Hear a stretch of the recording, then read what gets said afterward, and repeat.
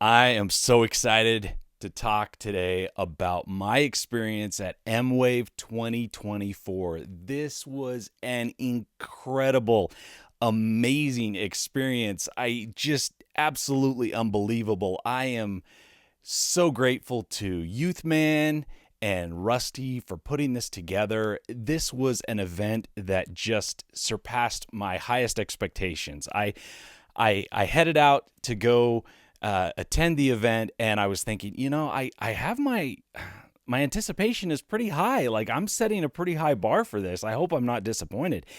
I was not disappointed. I was blown away. This event was everything I could have imagined and more. I've never been to something that was so catered to my specific interests.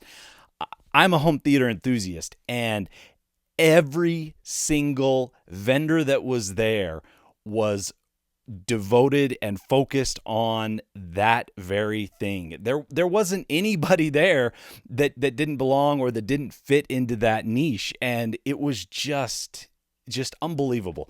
It was so much fun, and it was so cool meeting Youthman. I met Youthman Michael Stevens for the first time, and it was so great to see him in person, shake his hand, get a picture with him, and just chat about the event and chat about home theater. And Rusty, I got to meet him. I got to meet other YouTubers. K-Pace guy, he was there. This was, and Jordan Farrington with Haterade Cowboy Cinema. There were just, I mean, the list just goes on. It was like a who's who of home theater YouTubers. It was so much fun. And the coolest part, even cooler than seeing all the gear, the coolest part was meeting so many people who are also home theater enthusiasts. I started this channel because I love talking about home theater and everything home theater related. And there aren't very many people in my life who don't just have their eyes just kind of glaze over when I start talking about this stuff. And so I started this channel so that I could connect with and talk to other people who also love home theater as much as I do. And to go to MWAVE and just be surrounded by literally hundreds of other people who also love home theater and want to talk about it and want to show me their theaters. I met so many people who came up to me. They approached me and they're like, "Hey, I've seen your videos." And then they start talking about their home theater, and I'm like, "Oh my gosh, yeah, tell me more." And they would pull out their phones and they would show me pictures of their home theater. And I got to say, you guys, I love my home theater, but you guys have some theaters that put mine to shame. I was just stunned by the high quality and just the level of home theaters that you guys have. It was incredible. It was so amazing. And I love talking to you guys and having you tell me your story and how you built your home theater and the challenges that you faced and how you overcame them. And it was just incredible. It was just amazing. I'm still riding high. You know, I've been home a couple days, but I'm still just like walking a foot off the ground because the event was that amazing. And if you're watching this video and you didn't go to MWAVE in 2024, I highly recommend you go in 2025. You will not be sorry. There was a moment there where I was like, can I really do this? You know, with the expense and the time, and I mean, there was a lot to put together. You know, I had to book a flight, I had to find a hotel, I had to get a rental car. You know, there's a lot of logistical and expense issues around it, and it just hit me. I was like, if I don't go to this, I am going to be disappointed. I'm going to regret this, and I need to just go. And I say the same to you. You need to just go. You have to experience this. This is a once in a lifetime experience where you get to see the gear firsthand, and that's what I'm going to talk about now. There were so many vendors at this event at MWAVE 2024. They got all of the big names. They had JTR, they had SVS, they had RBH, they had Ascendo, they had Gramani Systems. Anthony Gramani came to MWAVE and presented his theater that he and his team built the night leading up to the event, they were scrambling to build this theater room, and I think there were 6 fully built home theater rooms, and then we had rooms where they were demoing subwoofers and TVs. They had TV room where you could compare the TVs side by side. They had a projector room where you could see JVC, Sony, Epson side by side, compare, contrast. This was incredible. Now I'm going to go through. There's no way I can mention everybody. I can't remember everybody. There was just so many. Like, you're just wandering from room to room to room, and it's like, oh my gosh, there's just so much here. When I first got there, I was a little overwhelmed. I'm like, oh man, there's just so many things to see. Like, it's never ending. And so, but there are a few that I want to touch on. So the JTR room was a very popular room. It was always standing room only in that. They had some theater chairs set up, 2 rows of theater chairs, and then a couple folding chairs on the third row. And the seats were always filled. There were always people standing around the sides of the room. This was the first time I had heard JTR speakers. And the word that kept coming to my mind was violent. This theater room was so overpowering. They had an array of speakers just surrounding the entire room, and then Atmos, and every single surround and side and rear speaker had an accompanying pair of subwoofers. So you can see in the video the 2, I can't remember off the top of my head. I want to say the 2 subs, 2 18s in those cabinets, 2 18-inch drivers. It might have been 16s. I can't remember, but it doesn't matter, because the point is they rocked. They rumbled, and we got to experience the danger demo. I don't know what to call it. We had to wear earplugs and we had to sign a waiver, and they cranked that thing up. And I'm standing there in that room, and my clothes, my shirt and my jeans were just vibrating. It was just, my whole body was just, and I was thinking, we are going to bring this conference center, the walls down around us. It was so wild. When I got there, I ran into Youth Man straight away, and we were chatting, and then right in the middle of our conversation, somebody came up and they're like, JTR just blew the breakers again. They were tripping breakers because their system was drawing so much power. And if you haven't seen and experienced a JTR system, you owe it to yourself to do it. You have to see this. Another room that really stood out was Gramani Systems. Like I mentioned, Anthony Gramani was there. I got to meet Anthony Gramani. He was right there talking, and got to hear him present some info about building a home theater. And then he presented information about, how they went through the design process. They literally spent months designing the theater room for MWAVE. And then they got there and they had this just almost no time to throw it all together. And even on the second day, Anthony was tweaking, he was adjusting, just really dialing it in. He really wanted it to sound incredible, and it did.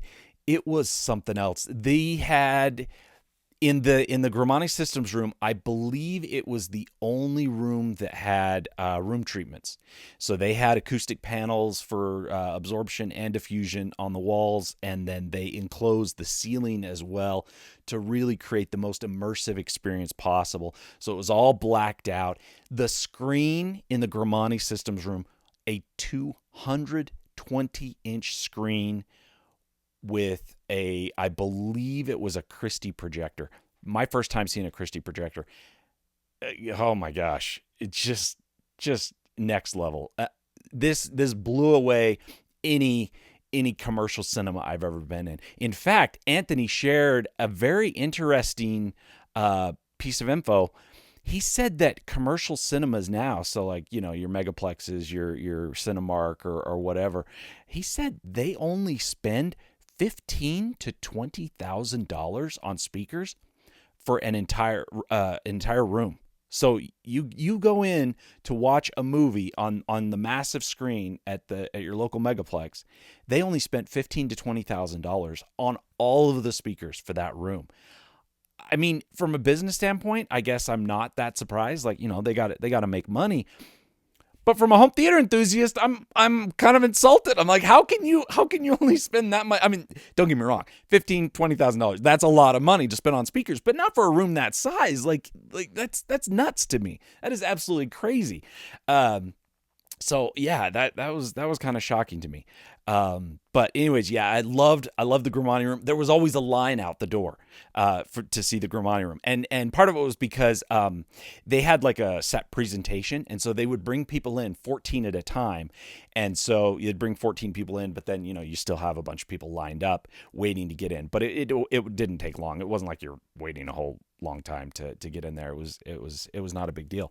But they would bring the 14 people in, everybody would have a seat, and then they would give their presentation and explain their system and everything, and then they would do some demos, and we're all just like, oh my gosh, that is incredible. So it was a great presentation, and it was just so cool. Another room. This one was probably, I don't know what the word is, most surprising. Everything was impressive, but I was particularly impressed by this particular room. It was Ascendo speakers, Ascendo sound. And what really shocked me about this room was the size to sound ratio. They have really relatively small speakers. I mean, literally their side speakers were like this big, and their mains were about this big, and they're only about that deep. And they're made to just mount on the wall. And I'm sitting there in that room, and I just could not believe that the sound I was hearing was coming from speakers that were only that large. Those speakers, Ascendo speakers, would be absolutely ideal if you have limited space. Like you just don't have the real estate to stand, massive towers up in your room, or to set sides and surrounds, because they literally just mount on the wall, and the sound was just stunning. I had to go up and talk to the guy afterwards, the distributor, and I just told him, I'm like, I just can't believe that the sound I was hearing was coming from these tiny little speakers. And so I had a really good conversation with him. It was really, really cool. And I want to learn more about those speakers because they were just amazing. There was another company there called Deep Sea Sound, and they make subwoofers. And they have 18-inch and 24-inch. And kind of their thing is they do really cool coverings, custom coverings for their subwoofers. But they had a kind of a prototype there for an all aluminum cabinet. And the owner was sharing with me that they plan to powder coat it, which would look really cool. But I told him, I'm like, you know what? I think this aluminum cabinet would look really, really neat in a home theater. Obviously you wouldn't want to put it at the front of your room because you'd get reflections off of it. But, like some rear subs to have like that industrial look for your subwoofers. I think personally, that would look really, really cool. So yeah, there was just so many cool things there. There was the Martin Logan room. They had their electrostatic speakers.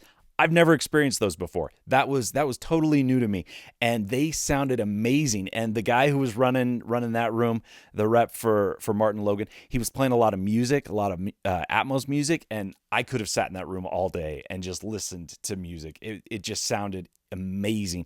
And those electrostatic speakers, I was really, really impressed with those. They sounded so good. Yeah, everything about this event was just next level and so fun, so cool, so many people, the gear, the vendors, talking to the reps.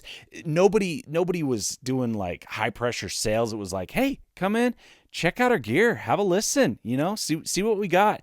And There was even they had a theater chair company. So Valencia Seating, which I've done a review of their executive, the Tuscany executive chairs, and they had set up all of their top models, and so I got to experience all of their seats. And they had the executive there. I've already obviously sat in that because I have it here in my theater room. But I got to sit in the Barcelona.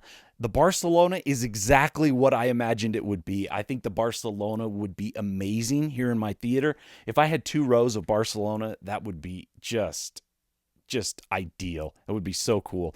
But yeah, Valencia Theater Seating, they were there. Everybody, it was hard to get a seat in the Valencia chairs. Everybody wanted to sit in the Valencia chairs because they're so comfortable and just so nice. The leather, it was just so soft and comfortable. And the guys that were there demoing, presenting the Valencia Seating, super nice guys, very cool. And yeah, just everything about this event was so awesome. Go next time, 2025, be there. Thanks for watching.